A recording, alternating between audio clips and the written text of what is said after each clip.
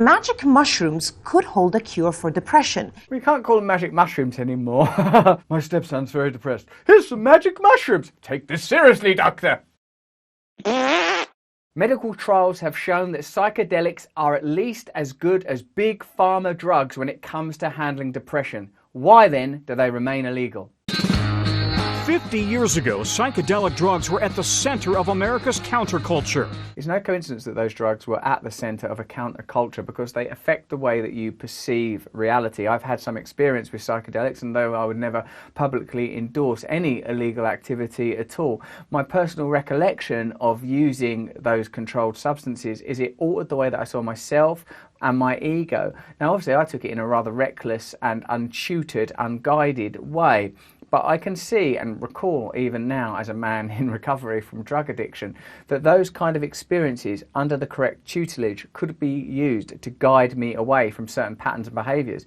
And microdosing, which is what is suggested might have a positive impact on depression and anxiety, could alter the way that you see reality. And the way that you see reality, for your personal and empirical purposes, is reality. Today, the DEA restricts psychedelics as Schedule I drugs with no currently accepted medical use and a high potential for abuse. It's interesting to watch even the transition between like that famous Woodstock-looking footage of people lounging around all happy and dopey and the prejudices and cultural baggage that that carries over to these heavily emblematic icons, US Justice Department and like the strips of information here on the news.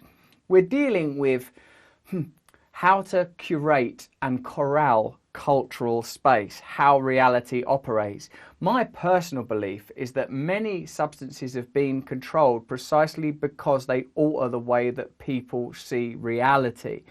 The only way you can control a society, and make no mistake, the word government is a synonym for control, is if you manage people's perceptions. If you start introducing agents that mean that people see reality differently, have different priorities, have personal epiphanies about the nature of love, family, their priorities, their willingness to subjugate their personal selves to an economic system that may not necessarily reward them, then it's very difficult to control and govern and manage a society. It's no coincidence that wisdom traditions have long cherished plant medicines as a potential portal to other realms and dimensions of reality. And remember, if you think that that kind of language sounds a bit wacky and crazy, other dimensions of reality, the alternative is yet more preposterous, that you and I, as individual human beings, have the exact amount of senses to the exact degree that they can ever be used, and the exact amount of intelligence and consciousness to encompass all potential realities. That's more absurd. Everything you can see, everything you can measure and touch, that's all there is. What? So it's not possible that in the limitlessness of space, there are sensory instruments that could detect levels of reality that are inaccessible to us now, and even more significantly, that beyond the sensory and material world, there are layers of reality that are too subtle for us to even detect. We know already that different animals have a different experience of reality to us. We know that there are subtler forms of energy at play, and it's likely that psilocybin and other psychedelics allow us to access experiences, frequencies, vibrations, realities that are otherwise inaccessible. And the fact that that has a positive effect on our mental health is hardly surprising. But Piers Chapin believes they saved her life.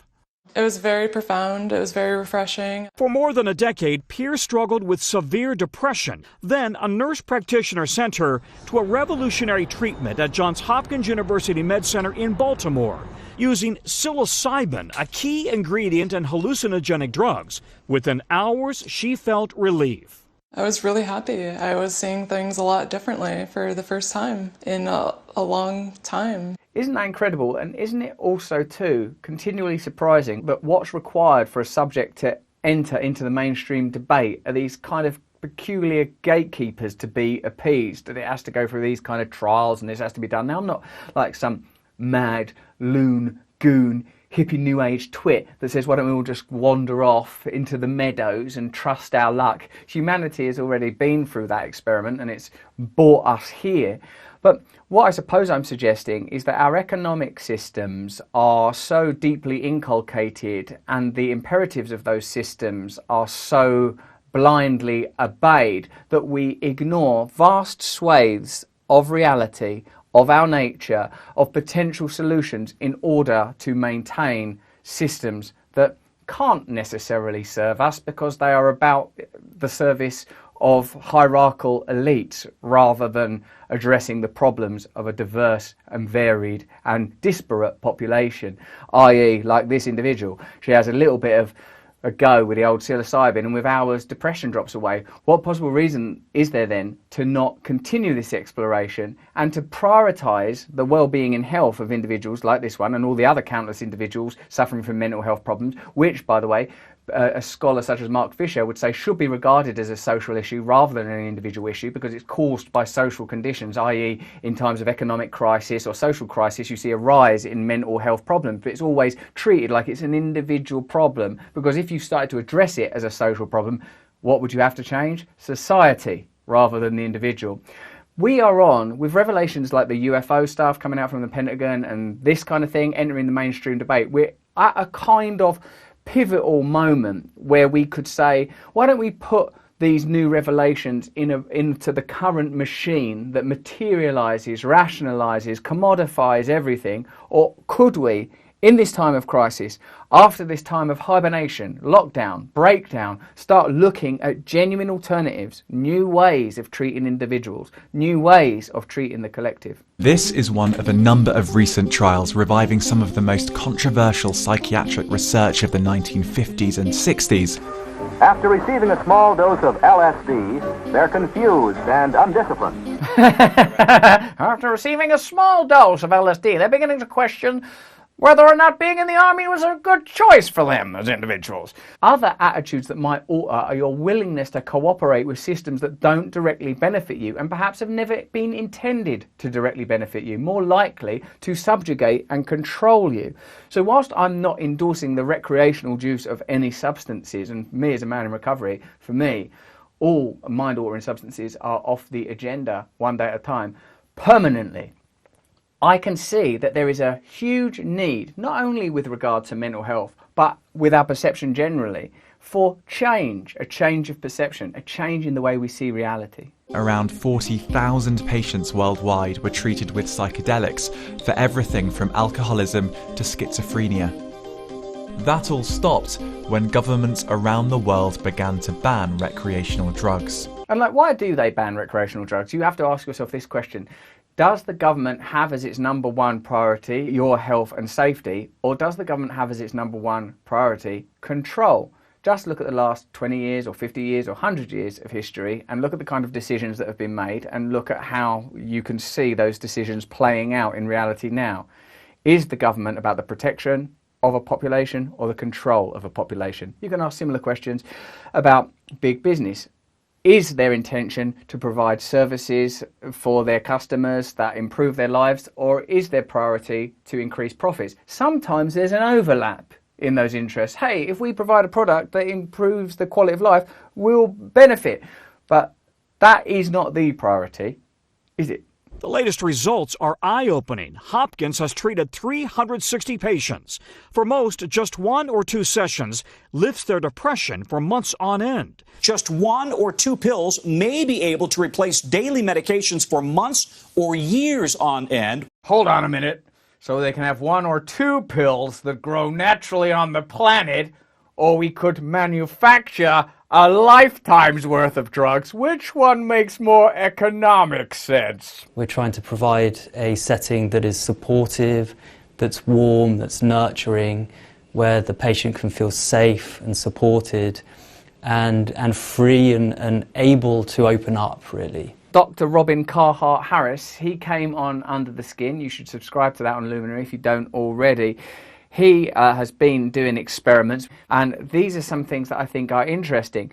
When you conventionally treat depression, and full disclosure, I've taken medication before for anxiety, depression, bipolar. I've been diagnosed as all those things at different times in my life, and I've taken some of the drugs that are in this list that are described as SSRIs, like Prozac, citalopram, forgive the pronunciation, escitalopram and sertraline, I don't think I got any of those right, except Prozac, are the drugs doctors will reach for first when treating depression and anxiety. They are thought to work on the brain's stress system, muting responses, which can take the edge off, making painful emotions easier to bear. But they don't necessarily help people feel great, and for some, the drugs blunt all emotions, both positive and negative. On the other hand, psilocybin seems to work on receptors in the brain associated with reordering the way we think about things. After psychedelic therapy, participants reported feeling recalibrated, reset, like they haven't for years, and enjoying life. They get more at the root cause of suffering rather than plastering over or muting their systems. So the pharmaceutical model often involves muting, repressing, controlling symptoms, where the, let's call it the natural, plant-based psychedelic pathway involves the exploration of networks, synaptic networks, and the creation of new connections. It's obvious, isn't it, even from the perspective of an observer, that one set of cultural values is continually deployed by systems such as ours, the repression of the symptoms, quiet please, this kind of mentality is prevalent.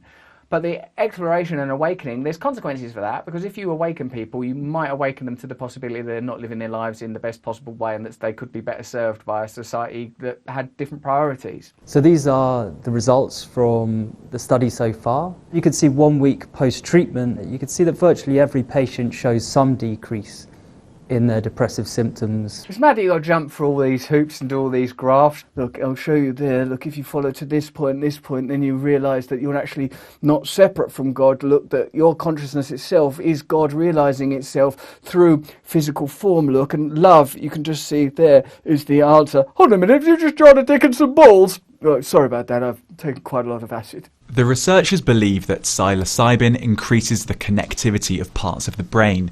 It's speculated that in depression, the brain gets stuck into repetitive negative patterns of thinking. So if we can introduce a kind of flexibility into the mind and into the brain, then perhaps that could help us shift an individual out of that rut that they've become stuck in. You can see, can't you, a correlative between those two graphs, the psilocybin image and the placebo image. Consider society is made up of comparable connections, that we are all connected to one another, that we forego potential connections because of our conditioning. We forego mental explorations because of our conditioning. We don't just wander up to people and present them with flowers and tell them that we love them unless we're crazy, you know, like that we have been ordered into sort of conformist little passageways of potential existence, and most people aren't happy with that anymore. I'm very well aware that people watch these videos feeling inhibited, prohibited, trapped by life, that they can't be who they really are because of economic pressures, because of the way they've been treated, because of a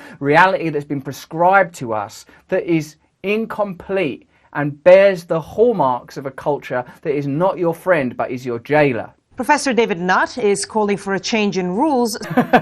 I like to imagine that instead of that being an image like projected there behind that woman, is there someone behind a screen who's producing this news show going, oh, fucking hell, I said don't mention David Nutt!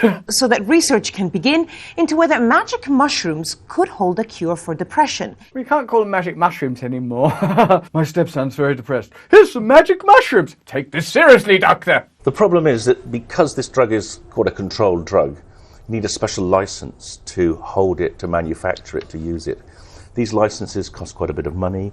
They take a year to get. It's weird, isn't it? Because like all of the legislation around these substances is in itself a kind of an illusion. The law is like a magical spell that's been drawn up. Whee! That's illegal now. Whee! We can't do that. Now, obviously, there are many, many laws that seem to be the application through legislature of common sense. Don't hurt people, don't kill people, don't take people's stuff. Yeah, we all get that. But controlling people's substances, acting as a gatekeeper to people's consciousness and their experience of reality, it's always struck me as a kind of an absurd process. And I know David Nutt believes the same thing. I've had the privilege of interviewing him before. I question, when a substance is controlled, is it for your benefit or is it for their benefit? You were a drug czar advisor to the government, and you were effectively fired in 2009 because of controversial comments that you made, where you said that LSD and ecstasy were actually less harmful than alcohol. So perhaps you've come up against this sort of, I don't know, I guess a barrier before, in the sense that people are skeptical because magic mushrooms can be a very damaging drug. It becomes clear under scrutiny that alcohol is permitted because it is a deadening drug that deadens your aspirations, other than a brief moment where you might think you're really, really hard or something.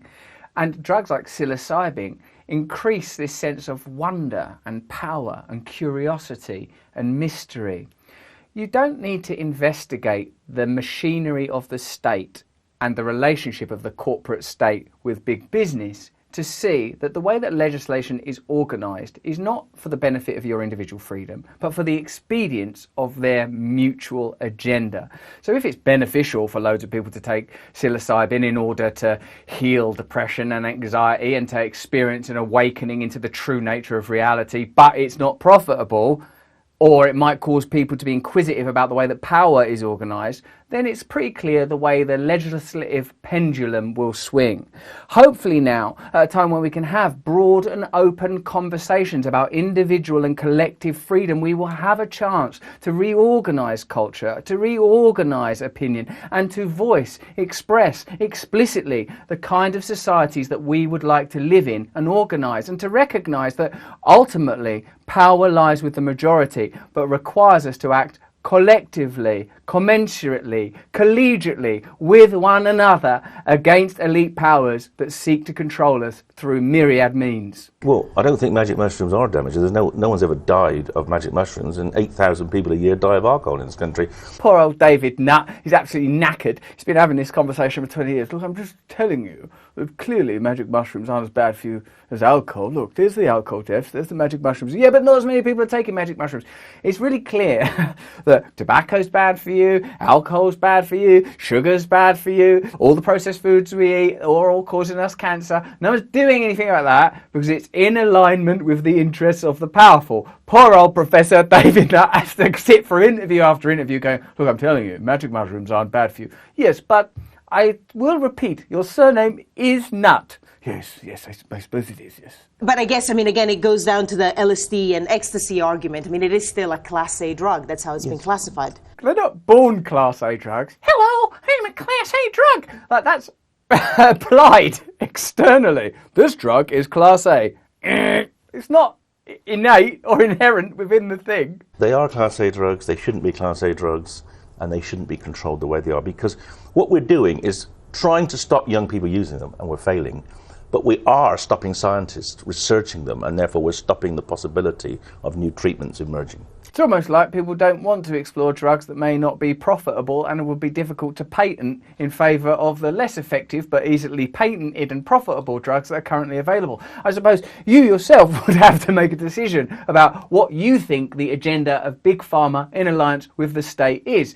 Does history suggest these are your chums and buddies over there at Pfizer? Or do you have a more cynical outlook? I wouldn't seek to influence you either way. All I want for you is the maximum amount of freedom and connection within my own limitations. I hope you've enjoyed this video. If you do, please like, subscribe, comment. I read the comments. Damn you. No, I like them. They're mostly really nice. Thanks. I appreciate them. Yeah, I know. There's loads of things to think about. Subscribe to my mailing list over at russellbrand.com. Let's stay connected. Why don't we start to cultivate the kind of culture and reality that we would like to see realised? And we can do that, first of all, through synaptic connections together. Ding!